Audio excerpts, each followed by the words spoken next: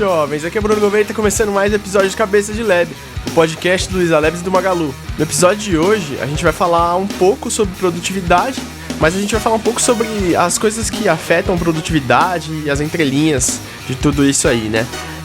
Sobre produtividade em si, você pode ler em algum livro, e justamente eu chamei aqui uma pessoa que tem um livro sobre isso, e foi uma indicação da galera aqui do Labs, que é o Zeno Rocha. E aí, Zeno, tudo bem? E aí, Bruno, e aí, galera? Pô, fico super feliz aí que o pessoal indicou. Esse ano até eu tava pensando muito sobre esse assunto, né? Eu já sou desenvolvedor um pouco mais de 10 anos aí. Pra mim, sempre teve essa coisa, né? Cada ano tem a melhor linguagem do mundo que todo mundo me fala que eu tenho que aprender, né? Cada ano lança um novo framework, uma hora é um, uma hora é outro, uma hora é outro. Eu comecei a perceber esse padrão, assim, né? Depois de muitos anos e que, pô, na verdade, você tá correndo atrás das tecnologias novas, obviamente é importante, é essencial. Mas eu também pensei que, poxa, eu acho que é além disso, né? Eu acho que para você se tornar um desenvolvedor produtivo, você tem que ir nos teus hábitos, né? E aí foi isso que eu quis atacar. Aí eu comecei a escrever esse livro aí, que chama 14 Hábitos de Desenvolvedores Altamente Produtivos. Aí lancei, cara, e a galera tá curtindo aí. tá sendo bem legal a recepção. Pô, animal, cara. Parabéns aí. Então, bora falar sobre isso.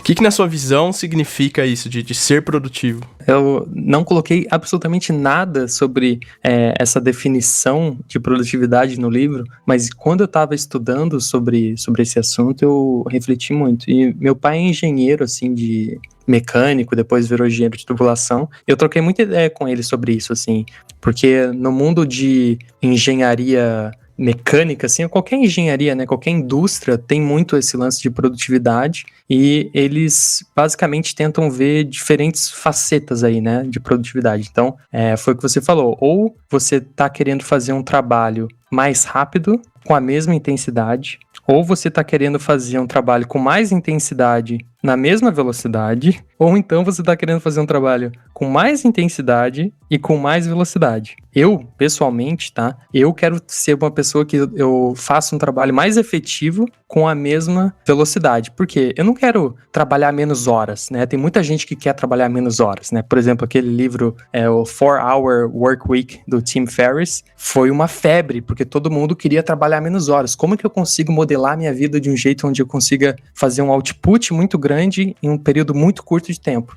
Eu tô feliz com as minhas 8 horas. Eu amo trabalhar, não tenho problema nenhum com isso. Mas nessas 8 horas eu quero que seja assim, eu quero tirar cada gota, entendeu? Então, eu acho que tem essa primeira reflexão aí que eu deixo pra galera, assim, né? Tipo, o que você quer fazer? Você quer diminuir o teu input ou você quer aumentar o teu output? Ou você quer os dois? Então, é o primeiro dilema aí. O livro do Tim Ferriss é bom, só que, assim, cada um, né? Eu tô no seu time aí de tô feliz com as minhas 8 horas, porque é difícil você produzir um bom trabalho trabalhando 4 horas por dia, porque na hora que você vai engatar em um negócio mais profundo e mais intenso, é desafiador demais, sabe? Então, talvez se eu tivesse essa mentalidade que ele propõe lá desde quando eu comecei a estudar, sabe? Aí talvez fosse um hábito diferente, mas depois que a gente acostuma, é difícil, né, de criar essa intensidade que a gente tá acostumado em metade do tempo. Você falou um negócio muito certo, porque como engenheiro de software, o que acontece é que para você entrar na zona ali, né, de concentração, né, leva um tempo, não adianta, né? Ainda mais quando você começou a programar, beleza, começou a entrar ali, as ideias estão fluindo, aí alguém chega e fala, opa, chama que tem reunião agora. Agora tem retrospectiva. Agora tem não sei o que lá. Aí toda hora você tá tendo que interromper aquela sessão ali, né, e se desconcentra, e depois para você voltar naquilo é um outro custo gigantesco, né? Então, vai depender de cada um, né? Mas eu acho que você tentar ser o mais efetivo possível naquele tempo que te foi dado, e aí independente de quanto tempo né? Tem gente que faz muito freela. Então, pô, se você vai fazer freela, como que você consegue ser o mais efetivo durante aquelas horas do freela? Ou se você tá aí trabalhando para uma empresa, você tá vendendo 8 horas do seu dia por 5 vezes na semana, 4 semanas por mês. Então, você tem aí, como é que você faz com essas 40 horas semanais sejam as mais efetivas possível, né? Então, acho que essa é uma reflexão legal, assim, de você ter e... É difícil, cara, é bem complicado mesmo. Como desenvolvedor, não é algo que não dá pra você criar algo assim em 1 hora e achar que vai ser perfeito aquilo, não, é complicado. Fora que, putz, cara, às vezes você vai falar, beleza, vou começar essa task aqui, vou escrever esses testes, e aí, cara, dependendo de você escrever os testes e é um negócio mais complexo, você vai perder ali 4 horas, você nem viu passar, sabe? Se for um negócio complexo, assim. Então Total. E uma coisa que eu até coloquei no livro, assim, tem um capítulo que eu escrevi que era sobre você dominar o lado negro, assim, sabe? Eu queria ouvir até a tua opinião, assim, que, pô, você também já tá aí na Luiza Lab já faz bastante tempo, e uma coisa que eu reparei é que a gente, como desenvolvedor, a gente quer sempre programar, né? Ir lá e fazer o código o mais rápido possível. E eu sempre achava que eu via os vendedores, assim, da empresa, né? A galera que tá lá para pessoal de marketing, pessoal de vendas, sempre viu aquele pessoal, assim, bem chato, assim, que só quer vender e não tá nem aí pro meu produto, pro que eu implementei. E vi que, poxa, eu acho que você entender esse lado, né, de negócios, assim, né, eventualmente eu pensei assim, vou tentar entender mais como isso, como que funciona, né, também te deixa mais produtivo, né, porque, por exemplo, você acabou de mencionar aí os testes, né, então você vai começar a escrever os testes, pô, se você souber bem a lógica de negócio que você está tentando resolver, para você escrever os testes vai ser muito mais rápido, para depois você fazer a implementação vai ser muito mais rápido. Então tem essa faceta aí também de entender o lado do negócio para saber que quando você está implementando aquilo, você está implementando certo, né? E não implementando uma coisa que no fim ninguém vai usar, né? Nossa, cara, eu super concordo com o que você tá falando, porque eu acho que tem um fator emocional aí no meio também, de quando você entende negócio, você começa a compreender algumas decisões que para você desrespeitavam o seu manto técnico, e você fala, putz, beleza, eu preciso fazer isso aqui, porque senão a gente vai perder o timing, e eu preciso fazer um MVP e etc. Não abra mão da qualidade, isso é uma coisa que você precisa entender também, e com o tempo você vai entendendo que realmente não vale a pena abrir mão da qualidade, mas, cara, entender o negócio te ajuda a negociar feature, e te ajuda puta, bem o que você falou, sabe, escrever o teste, fazer tudo muito mais efetivamente, assim, sabe, você vai ter um domínio maior sobre a execução. Então eu mega concordo com o que você falou, assim, cara. Tem times que tem toda uma estrutura, né, de gerenciamento de produto, com vários product managers, né, você pega um Facebook da vida, tipo assim, você tem um product manager para cada um, tem um pro feed, tem um pro chat, tem para cada pedacinho do produto, né? Mas tem muitos lugares que você trabalha diretamente ali com o stakeholder, né? Com a pessoa que tá tomando as decisões do negócio. Então, nesses momentos, o que você faz é uma negociação de escopo, tipo, diária, né? Você tá negociando escopo todo momento. E saber o que é importante na hora de negociar é muito bom. E total, essa coisa esse lado emocional, nossa, faz total sentido, porque quantas vezes a gente já não ficou puto com o nosso chefe porque ele falou, isso aqui tem que entregar pra amanhã. Aí você, porra, como assim, né? Eu não quero, vai ficar ruim, eu não vou conseguir fazer tal coisa. Mas, se tem uma coisa que faz muito sentido pro negócio até amanhã, porque é sensível, se não for nessa data, se você não entregar o negócio até o Black Friday, não adianta, não vai vender do mesmo jeito se você entregar depois, né? Então, eu acho que realmente faz você gerar um outro nível de empatia até, né? Por quem tá delegando as tarefas. É bem verdade. E às vezes você pode até devolver pra pessoa e falar, putz, mas isso aqui que você tá pedindo já existe na ferramenta aqui, ó. É só fazer desse jeito aqui. E a ideia vai ser executada igual, sabe? É bom entender o negócio. Total. Você falou aí de quebra com vários POs ou PMs, né? A gente funciona assim aqui, e aí a gente tem essa quebra de área de produto e tudo mais, desse jeito que você falou, assim, cada PO é responsável por um pedacinho ali, tanto do e-commerce quanto da parte de loja, de logística. Então, como o Labs cuida de 100% da tecnologia, a gente tem alguns parceiros que ajudam a gente, mas é pouca coisa, e a gente cuida de muita coisa de tecnologia, então a gente tem bastante PO aqui também, e a galera tem esse conhecimento, cara, e é legal ver isso porque é legal traçar um paralelo com empresas que estão nesse cenário que você falou. E, na verdade, eu já trabalhei em empresa fazendo exatamente isso. Aqui no Labs eu já trabalhei fazendo isso também, porque onde eu tô, a gente teve uma época que não tinha PO, então a gente tinha que fazer isso. Durante bastante tempo, na verdade, alguns times que eu trabalhei foram assim. A nossa área de produto surgiu, acho que nos últimos 3 anos, mas de maneira mais consolidada, assim. É um mundo novo, assim, né? Até eu acho que é algo novo, tanto para quem é gerente de produto, tanto para quem é desenvolvedor, né? Porque eu acho que, sei lá, 10 anos atrás a gente não estava acostumado a todas as tarefas virem mastigadas pra gente, né? Então a gente, tudo que a gente sabia que tinha que implementar ali era tudo pontos de interrogação, né? Você não sabia exatamente para qual lado seguir. Agora tem gerente de produto, né? Tem os POs, aqui nos Estados Unidos tem muito de analista de negócio, né? Os BAs. Então, esses BAs, eles quebram todos os requisitos e histórias em acceptance criteria e tal, e aí o desenvolvedor vai lá e implementa aquilo, tipo assim, ao pé da letra, né? Aquele acceptance criteria. Acho que isso é um nível uma evolução bem grande de engenharia de software, né? Como uma área, porque é complicado, né? Você saber que o que você está implementando vai dar certo é um desafio. Planejamento tem tudo a ver com engenharia, né? Porque se for transpor isso para engenharia civil, você não vai subir um prédio sem saber, sabe? Vai falar, deixa eu subir aqui 4 paredes e daí eu vejo o que eu faço. Não é bem assim que funciona, não fica em pé, né?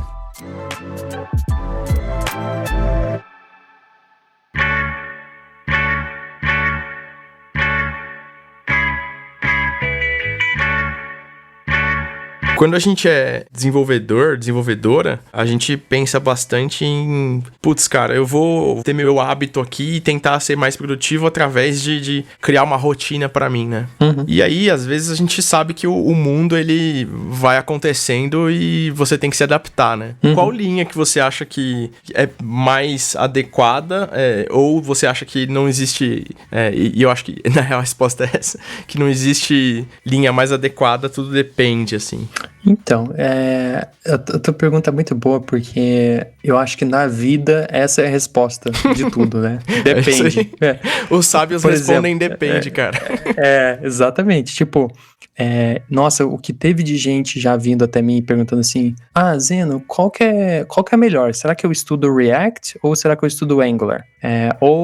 Zeno, o que é melhor? Será que eu começo a estudar Python e uso Django ou será que eu começo a estudar Ruby e uso Ruby on Rails? E tudo isso, cara, depende. Né? Depende, qual é o seu time, qual o tamanho do seu time, qual é o conhecimento do seu time, quais eram as tecnologias que eles entendiam antes, quais são as tecnologias que eles querem entender, que eles estão motivados, que eles estão pesquisando no tempo livre deles. Então acho que tem uma série de fatores aí, né? Hoje a gente tá vivendo na maior incerteza de todas, né? Pelo menos da nossa geração, né? A nossa geração nunca passou por tanta incerteza, né? É verdade. Tipo, a gente não sabe, né? Eu trabalho geralmente no escritório. Agora eu tô trabalhando de casa já faz 6 meses. Vou ficar quanto mais tempo? Não sei. Talvez mais 1 ano, mais 2 anos, não sei, não faço ideia. Então, hoje é tudo muito incerto, né? E, então, uma coisa que eu acho que é importante, né? Dado que a incerteza existe, o que você pode fazer, né? Então, dado que, sim, você não tem controle sobre muita coisa no mundo, você não tem controle de quando que vai ter vacina, ou de quando essa vacina vai estar disponível, se essa vacina vai funcionar, ou mesmo se nada disso exista, quando que o vírus vai passar, se é que vai passar. Bom, a gente não tem controle disso, então a gente tem que pensar no que a gente tem controle, né? Então, sei lá, tem vários casos na história de coisas invenções geniais da humanidade que aconteceram durante pandemias, durante a peste negra, durante várias outras coisas que rolaram no mundo. E a gente precisa ter controle sobre o que a gente tem, que é o nosso tempo, né?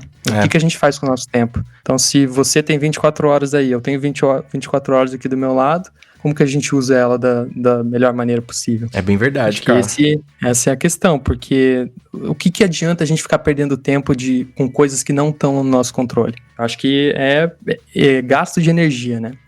Tem que focar no que a gente consegue controlar. Cara, você usa uma palavra aí que é tudo pra esse papo de produtividade, que é focar, né? Não existe produtividade sem foco, assim. Então, acho que uma das coisas que podem estar em ambos os cenários que eu citei aí, que a gente falou que depende, é justamente isso, né? De foco. Tenha foco no que você vai fazer, né? Exatamente. E o lance do foco, o interessante do foco é que você também controla ele num sentido diferente do resto. Por exemplo, você trabalha numa empresa e aí nessa empresa tem uma série de tecnologias que você pode desenvolver lá. Então, vamos supor que é uma empresa, uma agência e eles só fazem sites em WordPress. Maravilha. Então, você provavelmente vai estar mexendo muito com PHP, você vai estar mexendo muito com HTML e CSS. Vamos supor que é essa a stack da empresa. Se você está focado em aprender mais, você pode ou continuar ali, o que é maravilhoso, tudo certo, tudo ótimo, ou você também pode focar em coisas que são importantes para você no seu tempo livre. Então, eu super gosto da ideia de criar projetos paralelos e usar o seu tempo livre para aprender, né? Óbvio que não adianta você se matar, dormir 4 horas da manhã, porque isso não vai te levar a lugar nenhum. Mas você criar uma rotina onde você consegue incluir esses projetinhos paralelos, você consegue focar em coisas que às vezes você não sabe ainda, que você ainda quer estudar, que você tem curiosidade, acho que isso é muito legal, né? Porque eu acho que a produtividade tem tudo a ver com isso, né? Você também não se limitar às escolhas que outras pessoas fizeram e que afetam o seu dia a dia. Você pode expandir seu horizonte para coisas que você quer aprender e que não necessariamente estão ali à tua disposição, né?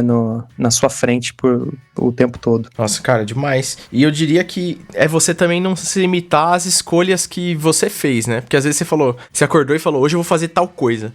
E beleza, às vezes a gente tem que fazer tal coisa, mas às vezes a gente tem 3 coisas diferentes pra fazer. E aí você acordou com a cabeça encasquetada de que você queria fazer a coisa B. Mas assim, não sai a coisa B.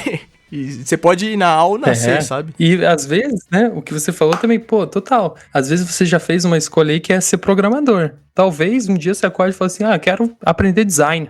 Pronto, né? E se você quiser estudar a teoria das cores, estudar composição, contraste, saturação, ok, lindo, perfeito. Isso vai te ajudar até, se você decidir continuar a ser um programador, vai te ajudar em vários outros aspectos também. Sim, com certeza. É o esquema de você também ser multidisciplinar nesse contexto de sabedoria, né? De conhecimento, assim, de conseguir entender contextos diferentes, conversas diferentes e influenciar dentro disso, né? Total. Acho que uma coisa que também quando a gente é mais novo e cria uma ansiedade é sobre estrutura, né? E você quer uma definição e uma resposta pra tudo. E aí, eu já falei várias vezes aqui no podcast sobre isso e eu falei que a gente, quando vai ficando mais velho, a gente vai descobrindo que só sabe que nada sabe.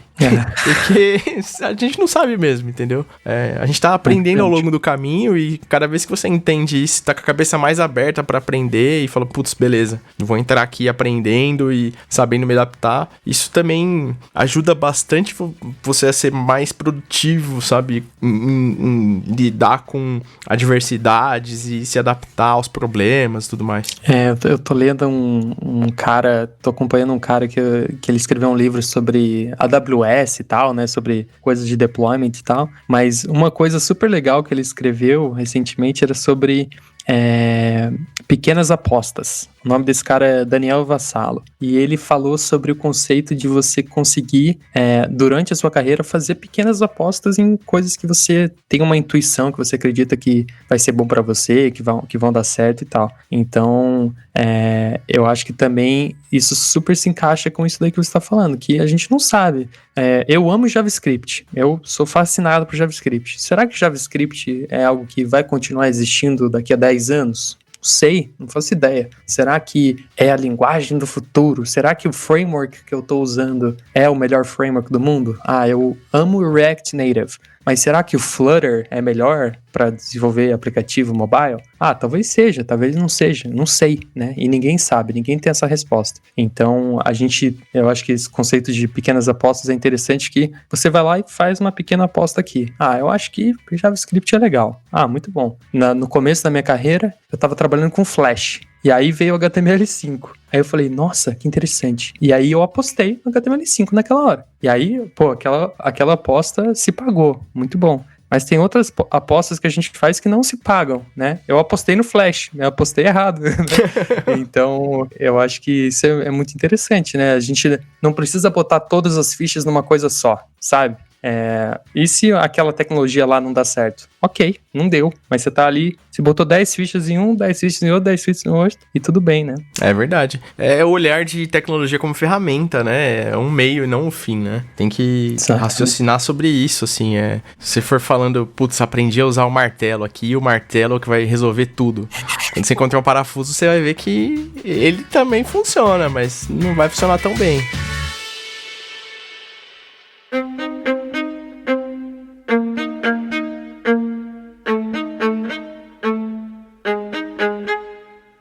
Eu vou mudar a função aqui agora, Bruno, e eu vou te perguntar uma coisa, porque você tocou aí sobre esse assunto de ficar mais tempo numa empresa, né? Eu queria saber, você me contou antes da gente começar que você já estava há 7 anos na empresa que você trabalha hoje. Eu também tô há 7 anos na minha. Eu queria saber o porquê que você tá há 7 anos aí. Curioso. Eu também vou querer saber por que você tá 7 anos aí, mas eu vou te responder aqui. Cara, eu sempre pensei que seria muito legal trabalhar num lugar que eu, sei lá, sentisse orgulho, saca? E pudesse ter as coisas justas e feitas de uma maneira transparente, numa cultura onde as pessoas não ficam se predando, sabe? Não fosse uma cultura agressiva nem nada e tal. Uhum. E assim, além daqui ser esse lugar, é um lugar que é aberto à construção de cultura, saca? Então, tipo assim, quando eu cheguei aqui, a gente tinha alguns problemas na área de tecnologia, mas a empresa sempre foi aberta a escutar e mudar, saca? Uhum. Isso foi uma coisa que desde o começo me prendeu a atenção aqui, de falar, putz, cara, aqui é um lugar que a gente encontra problemas e dá pra resolver, saca? Não é o tipo de lugar que você encontra problema e, tipo, você vai reportar pra alguém e alguém fala, cala a boca, senta ali que ninguém vai ver isso aí. Não é isso, saca? E isso torna com que seja uma empresa que, cara, assim, eu tô há 7 anos aqui, eu trabalhei, sei lá, em 3 ou 4 empresas diferentes, estando na mesma empresa, assim. Então, acho que isso é um fator muito relevante pra eu estar aqui há tanto tempo e não pensar em sair, saca? Porque o horizonte de possibilidades, de oportunidades também é gigante. A missão da empresa também motiva bastante, que é o lance de digitalizar o Brasil. É bem ambiciosa a missão, mas é uma missão muito legal, sabe? Os comos que a gente vai fazer isso, etc. Então é por isso, assim, cara. E você? Nossa, animal. Eu posso dar um Ctrl+C, Ctrl+V na sua resposta?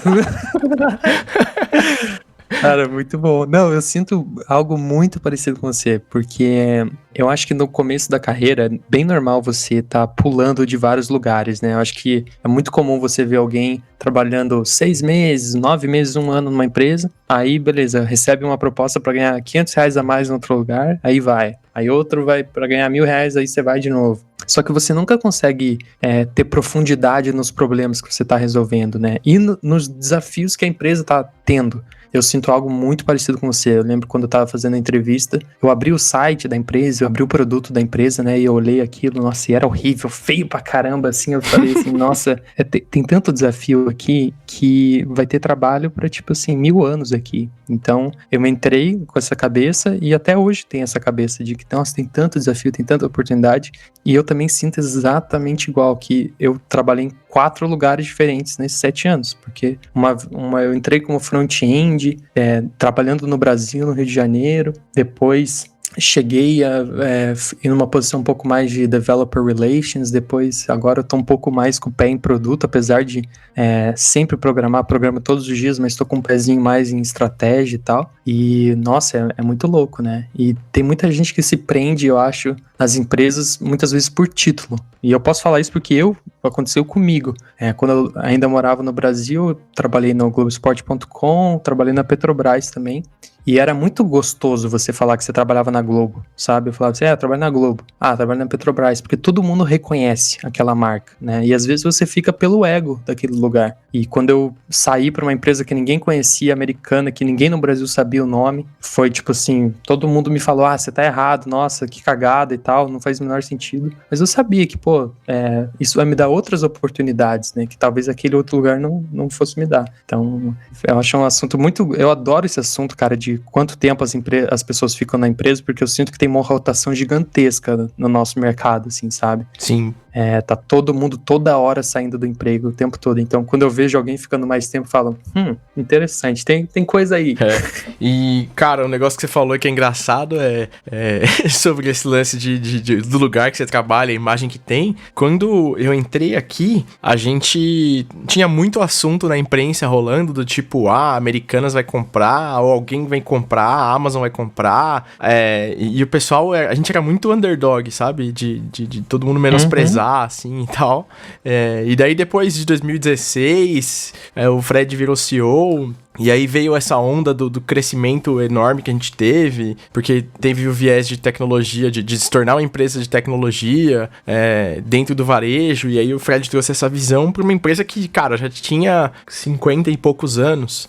Então, assim, foi uma mudança sinistra, a gente conseguiu fazer uma mudança muito grande na cultura da empresa como um todo, e o negócio legal de tudo isso é que eu passei exatamente por essa fase, de estar antes, de ter essa foto de a gente ser underdog, pra agora, em que todo mundo fica olhando pra gente, admirando e querendo conversar, e sabe? E é legal porque você entende algumas diferenças exatamente disso que você falou, e às vezes você vê na entrevista alguém que só quer vir pra cá por causa do nome, sabe? E você fica, putz, é estranho, sabe? É bem estranho. Mas é muito legal, cara, é muito legal. É isso, e tem total a ver com aquilo que você falou antes de você poder alterar a cultura, né? Sim. Quando uma empresa dá oportunidade para você influenciar a cultura dela, agora você se sente parte disso. Você Sim. que ajudou a construir essa imagem, né? Não foi uma coisa que foi um agente externo que fez. Não, isso aconteceu de dentro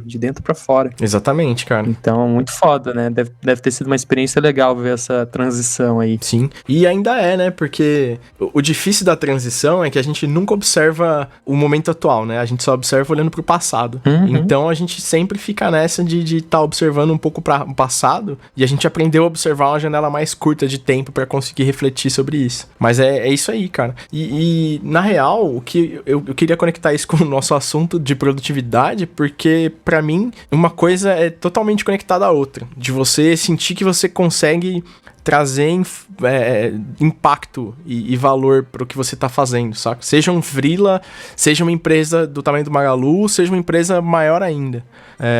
Sempre tem a possibilidade de você trazer impacto, saca? Esse negócio de... a gente brincava com o pessoal do Google, que a gente ia visitar o Google, o Facebook, falava que, nossa, mas os caras têm tipo 2.000 pessoas, 5.000 pessoas na engenharia e não sei o que lá, e a gente tava, sei lá, em 50, em 40 pessoas. Agora a gente tá em mais de 1.000. E aí a gente entende esse momento deles e a gente quer tá mais, porque a gente começa a entender o contexto, sabe?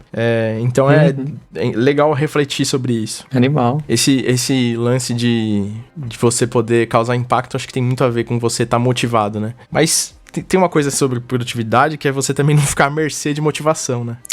Total. Eu acho que esse é o grande ponto, porque motivação, ela é escassa, né? Ela acaba. Você pode ver um vídeo, sei lá, do Gary Vaynerchuk, que é um cara extremamente motivacional, e aí você pode estar ouvindo esse podcast e você ouvir essa conversa e sair dessa conversa super animada, né? Mas aí uma coisa é como que você continua sendo produtivo uma vez que a motivação acabou. E pra mim a resposta é hábito. Totalmente hábito.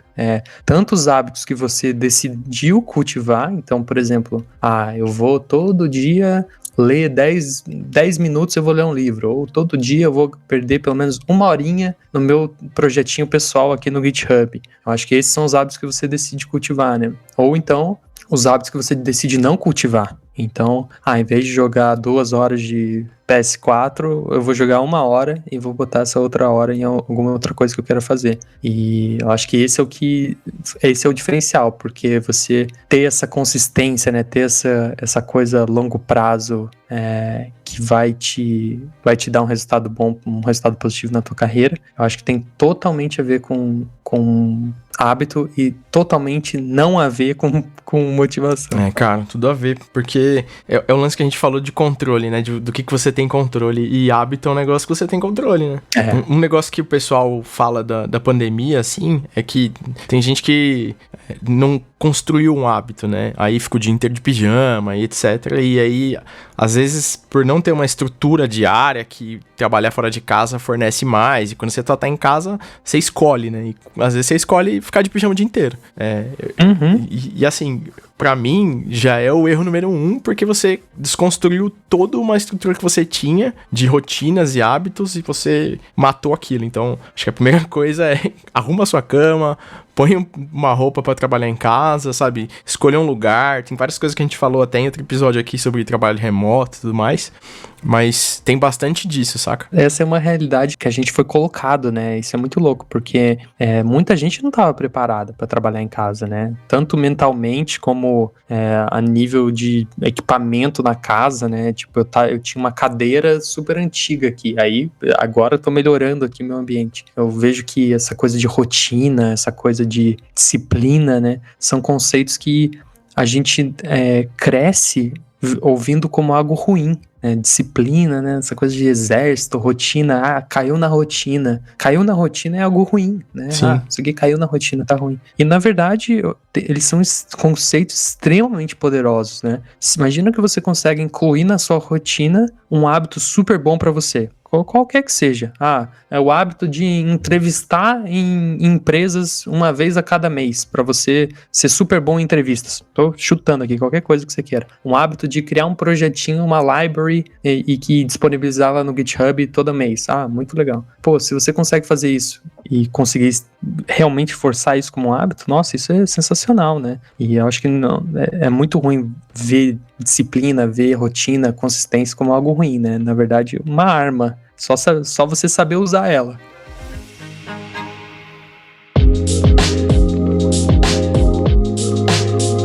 A gente começou falando sobre produtividade no sentido de input e output, né? Sim. E que tanto eu quanto você, a gente não tem essa coisa de querer trabalhar menos horas, né? A gente tá feliz com as 8 horas que a gente trabalha.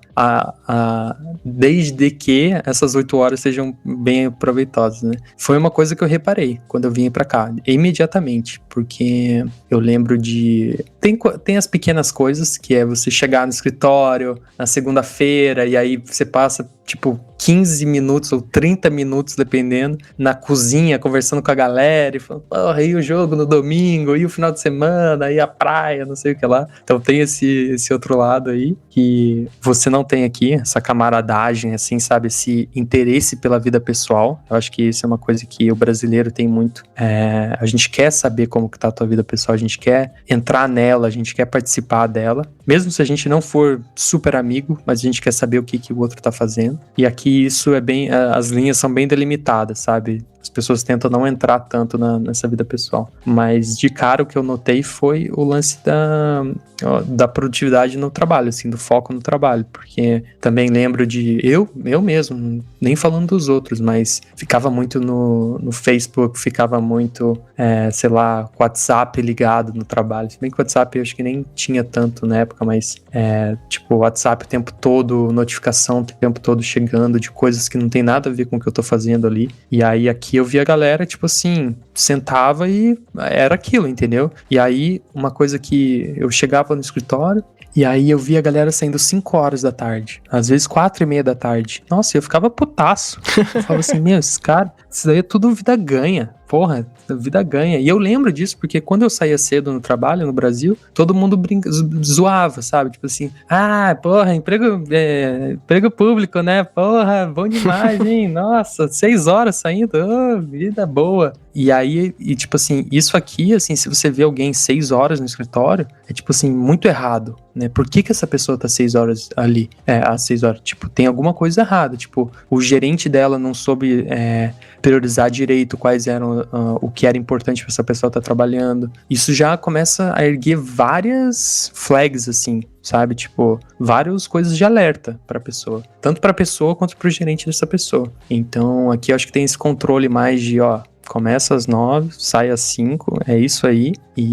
Mas das 9 às 5 você vai estar lá. E você não vai estar falando com a galera, falando do grupo do futebol, entendeu? Essas coisas assim. Então, isso foi uma diferença bem, bem nítida, assim, que eu notei. Eu observo que aqui no Labs, quando a gente tava no escritório, bem comum esse comportamento de focar no trabalho, mas a gente ainda tinha o negócio brasileiro de ter os minutos de café e tudo mais. Mas eles são importantes, né? Eu acho que também a gente levar tudo a tentar otimizar cada segundo, eu acho extremamente errado, né? Por exemplo, eu acho que vale super a pena você, de tempos em tempos, quando alguém te pedir uma tarefa, você ir lá e anotar qual foi o prazo que você deu para essa pessoa num post-it, e aí voltar e quando você aí contabilizar as horas que você levou para fazer a tarefa e ver se você acertou ou errou no prazo, entendeu? Para fazer uma prática besta aí de estimativa. Ah, legal. Pô, isso vai te fazer ser uma pessoa melhor em estimativa e tal. Mas se você me perguntar se eu acho certo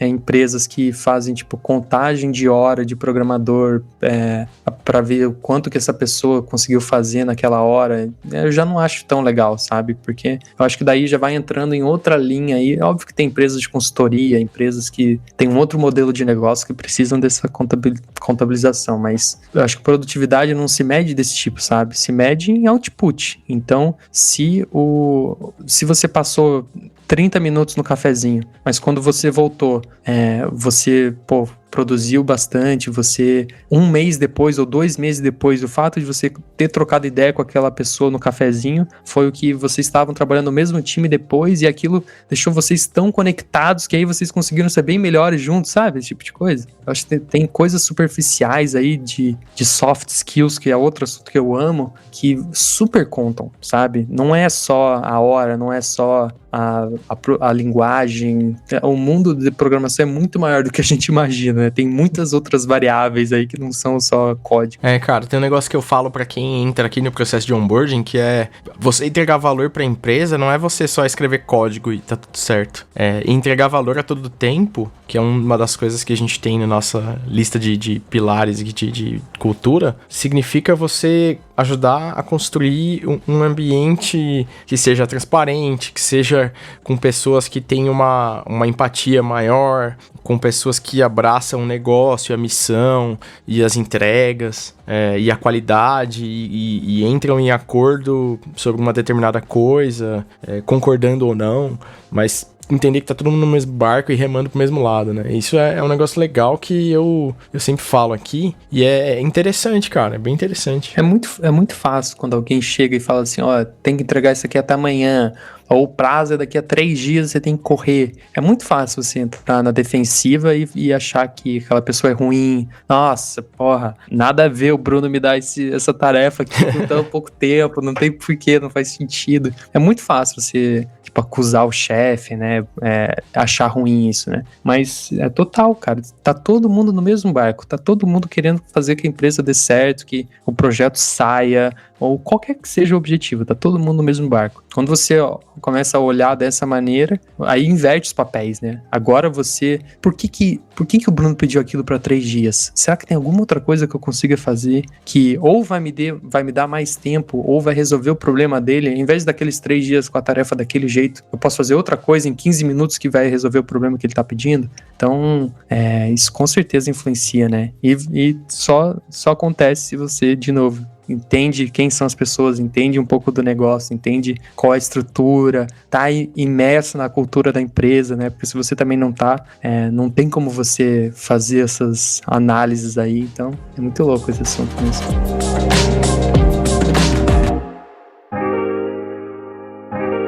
Uma das coisas que ajuda muito na produtividade é você ter fluência daquilo que você faz, né? Mas ter fluência depende de você dominar, né? Dominar, às vezes, não é só você sentar e ler um livro e sair achando que você vai sair daquele livro ali sendo a pessoa que mais sabe daquilo do planeta. Então, tem alguns caminhos que eu acho que podem ajudar, né? A você pegar o conteúdo de algum livro ou algum material que você leu ou algo que você fez e conseguir, de fato, ter fluência sobre aquilo, né? O que você acha que tem de possibilidade dentro disso, assim, desse raciocínio? Essa primeira iniciativa, né? Você, por exemplo, abrir o livro, você começar o primeiro vídeo daquele curso que você comprou, você começar a ler aquele artigo longo pra caramba, que você vai ter que parar 5 minutos pra ler. Acho que essa iniciativa é super legal, mas de fato ela é finita, né? Ela tem um fim ali que uma vez você terminando o livro, uma vez você terminando o curso, uma vez você terminando o artigo, acabou as possibilidades daquilo, né? E eu acho que tem um outro lance que é você não só aprender, mas você também ensinar. E eu acho que esse é o maior hack de todos, de produtividade. Porque o ato de você digerir conteúdo, o ato de você tentar montar uma estrutura de raciocínio, esse ato é o que vai realmente fazer com que você aprenda aquilo. Então, eu acho que é extremamente essencial a gente tentar sair aí dessa zona de conforto e tentar ensinar. E não é fácil. Principalmente para nós que a gente vem de uma área técnica, a gente não tem, muitas vezes não sabe lidar com pessoas direito, a gente prefere só ficar no código ali, porque é mais fácil do que lidar com gente, né? Mas você sair daquilo e você falar assim, não, peraí, deixa eu tentar dar uma palestra aqui, deixa eu ter uma tech talk dentro da empresa, deixa eu tentar preparar aqui uma tech talk de 30 minutos aqui sobre um assunto. Eu acho que isso, nossa, para mim, assim, pessoalmente na minha carreira foi o que mudou tudo. Eu lembro que eu tava ainda na faculdade e eu tinha visto um evento em Duque de Caxias, na época eu morava no Rio lá, e aí eu vi um evento e aí eles estavam abertos para mandar sugestão de palestra, assim, né? Call for papers. Aí, falei, vou submeter uma palestra aqui, vamos ver no que dá. Nunca tinha palestrado, mas meu pai falava isso para mim sempre. Se você quer realmente aprender, você tem que ensinar. E aí eu falava, vou tentar botar isso em prática. Mandei lá e no formulário tinha um campo gigantesco para falar qual que era a sua experiência profissional. E eu, tipo assim, eu tô no estágio, tô na faculdade, assim, não tenho nada para dizer aqui. Mas, assim, beleza, né? Botar aquele text area de 20 linhas, eu preenchi 2 linhas, sei lá, e mandei, e os caras aceitaram, né? E aí, depois falei, ferrou, porque agora já que aceitaram, eu vou ter que dar, né? E aí, dei a palestra lá e foi a melhor coisa que aconteceu, cara, porque aquela palestra puxou um outro evento, que daí eu conheci tal pessoa, que daí puxou outro evento, e essa outra pessoa me chamou para um outro trabalho, e aí essa outra pessoa eu conheci lá, outra pessoa lá, e você ensinar assim, abre muitas portas, e mesmo que não abra portas, mesmo que, tipo, esqueça todo o lado de network que existe em ensinar, que é um lado gigantesco, mas esqueça isso. Só o lado de você ensinar você vai conseguir aprender muito mais. Muito mais. É absurdo. É realmente um hack da vida aí. Nossa, demais, cara. Teve um negócio que você falou aqui que eu fiquei pensando que até hoje, quando eu submeto palestra em algum lugar e os caras aceitam, eu falo, puta, fudeu. Toda vez, cara. Exatamente. Bruno, você tem que ler o livro. Se você sente isso, eu descrevi esse processinho de você submeter uma palestra e você vai super se identificar, eu tenho certeza absoluta. Você tem que ler. Eu lerei, cara, lerei com certeza. Você manda e morre, e aí sim, né? Você fica morrendo de medo, né? Porque, tipo assim, putz, e agora? Agora eu vou ter que preparar esse negócio. Você começa a se arrepender, né? É foda. Sim. Tem um amigo nosso aqui, o Vini, que ele é diretor de P&D, que ele tá dando um curso livre numa faculdade, e ele falou eu vou lá ver. Tive ideia de sugerir de dar um curso lá, e os caras aceitaram. Eu tô uma semana virando noite preparando o curso. E eu falei, nossa, cara, muito conheço esse sentimento. É foda, é difícil mesmo, mas, poxa, muda você, né, cara? Depois que você dá aquela palestra, tipo assim, nossa, tua cabeça abre assim de um jeito muito louco, né? Sim, porque você se compromete a não falar besteira, né? Então é difícil não falar besteira. Exatamente. Pra mim, um hack que eu sempre uso se tem um assunto que eu tô interessado, aí sim que eu dou palestra, entendeu? Aí sim eu submeto, porque aí eu vou ter que aprender aquele assunto. Então, tipo, a gente tem esse conceito de que pra você palestrar, pra você subir num palco, pra você falar, escrever um artigo até no teu blog, você precisa ser a maior referência do mundo, você tem que ser o maior especialista da história. Não, na verdade, tem muita coisa que as pessoas não sabem que você já sabe. Mesmo se você acha que você não sabe muito, que você ainda... mas eu acabei de começar na área, eu só tô 1 ano. Não importa. Você já sabe muita coisa que muita gente não sabe. A gente esquece de se dar crédito por o que a gente já aprendeu, né? Cara, o Átila, o Felipe lá do Nerdologia, do canal do YouTube, eles basicamente fazem isso todo episódio, cara, de ter que estudar um negócio novo toda semana, sabe? Então isso exponencial. Tem uma coisa aqui que também se falou de aprendizado, que pra mim o grande hack de se tornar um bom desenvolvedor ou boa desenvolvedora é você entender o quanto que o processo de review, seja code review, você revisar ou você submeter a revisão, o quanto isso te ensina e o quanto isso é rico, saca, cara? Eu acho que isso é o processo mais rico do processo de desenvolvimento, assim, o quanto você aprende e o quanto você ensina nesse processo e nesse meio do caminho é um hack que pra mim é, tipo, foca no review, cara. Foca em colocar coisa no review e em fazer review. E o resto é... É surreal, é surreal. É engraçado porque antes do Git, né, e mais especificamente do GitHub, essa prática não era tão comum, e não era... Com certeza não era automatizada do jeito que é hoje, né? E agora que você pode, tipo, mandar um pull request a qualquer momento, e aí existe uma conversa naquele pull request, né? Existe uma discussão, um bate-bola, o revisor aponta erros que você, tipo, opa, peraí, eu achava que era desse jeito, ou tem estilos de padrão também que às vezes você discorda, né? Ah, não, tem um operador ternário aqui e não, nosso estilo a gente não usa operador ternário, ou a gente quebra a linha depois de 80 caracteres. Tá, mas por que é isso? Por que quebra a linha depois de 40 caracteres? Por que a gente dá uma indentação com tab ao invés de espaço? Né? Qual o motivo, né? E tem motivos, e as pessoas têm opiniões extremamente fervorosas de porquê de um e porquê do outro. E a gente aprende muito com o code review, é foda, realmente uma escola por si só, né? Sim, cara, demais. Acho que a maior dica sobre produtividade para desenvolvedor que eu posso dar, se eu tiver que dar uma, é justamente essa. Show de bola, muito bom. A gente tá no Twitter e no Instagram como Cabeca de Lab. Eu tô em qualquer rede como BF Gouveia. Eu tô como Zeno Rocha. Boa. Isso aí, cara. Valeu demais. E, bom, acho que a gente vai ter mais papos aí depois que eu ler o livro. Boa, fechou. Abraço, cara. Um abraço.